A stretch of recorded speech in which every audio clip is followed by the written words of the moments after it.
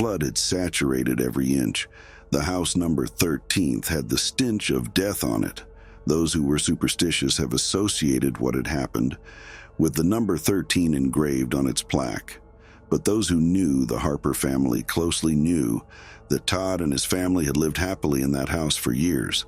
No one knew the motives and secrets of the crime that had occurred the night before, and all the police had was a film found in Todd's study related to a hypnosis session of a girl named Darcy.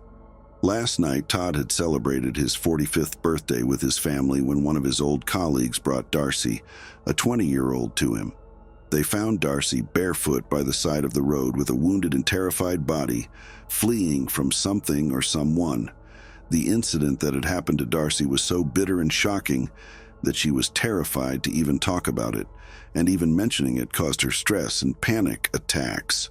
Recurring nightmares and aggressive behavior were signs that led to the diagnosis of post-traumatic stress disorder, PTSD, by her treating physician at the hospital. However, what was reported about Darcy showed an unknown and more severe disorder. For this reason, she was brought to Todd, who was a renowned psychologist. What had happened to Darcy and why was she fleeing? This was the same question that Todd sought answers to, likely explaining the reasons for Darcy's strange behaviors and conditions. The video began with Todd's simple questions to Darcy.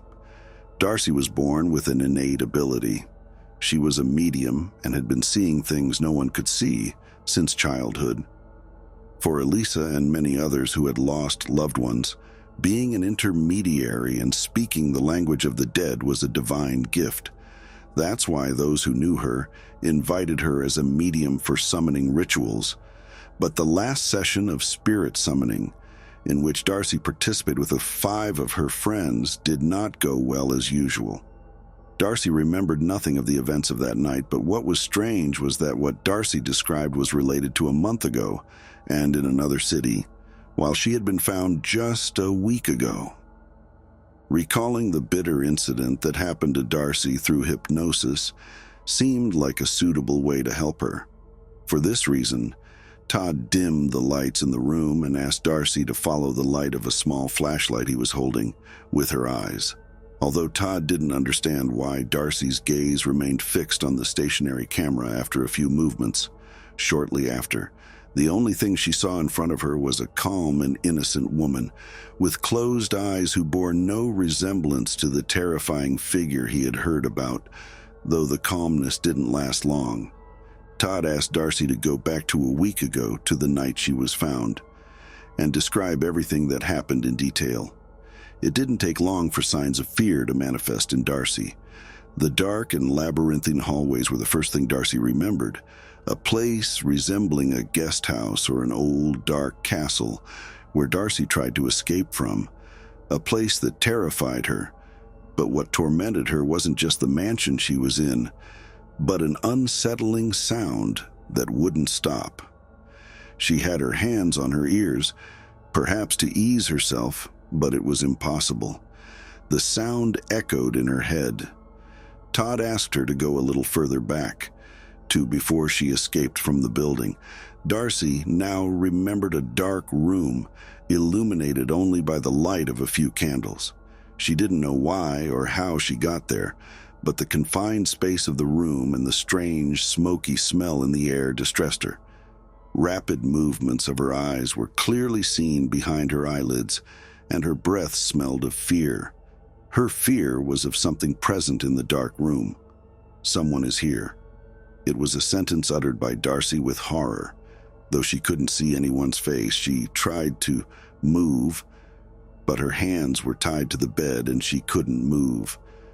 Todd calmed Darcy down, but as time passed, Darcy's descriptions became even stranger, descriptions that seemed to refer to a ceremony in progress, a religious or similar ceremony of which Darcy was the victim. As the images became clearer to Darcy, her fear and horror increased. She saw a cloaked figure who intimidated her with his presence, and the words he spoke frightening her.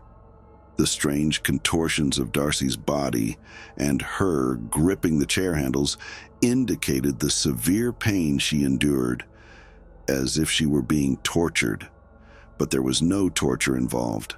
Todd understood this after Darcy's strange words. The cloaked man in the room who frightened Darcy wasn't speaking to her, but rather speaking through her, with something inside her. It didn't take long for Todd to realize that the man was a priest, and the ceremony being conducted was an exorcism. Darcy's exorcism being performed in a monastery, but Darcy had escaped from it. At this point, a heavy silence fell in the room. Darcy no longer screamed, and it seemed like she had lost consciousness. Todd tried to talk to her, but the one who responded to Todd wasn't Darcy. "Your father will never forgive you." Fear engulfed Todd's face, not only because the voice he heard wasn't Darcy's, but also because he knew well what Darcy was talking about. Todd's father had died 30 years ago, just a week after Todd had left home due to a disagreement with him, and the guilt from that incident had never left him, but it was impossible for Darcy to know such a thing. Todd stared in astonishment at Darcy, when suddenly it seemed like someone had pulled her legs, causing her to fall from the chair to the other side of the room and out of the camera's view. Todd, feeling danger, quickly left the room to contact the police, although his call never reached its end. The screams of Todd and the painful cries of his family members were the last sounds recorded in the film. No one knew what happened to Darcy after that night, and the police couldn't find any trace of her, although they now knew that the perpetrator of the murder of 5 young people who had occurred last month in the neighboring city, and the priest who had been killed in the monastery last week was the same person, Darcy.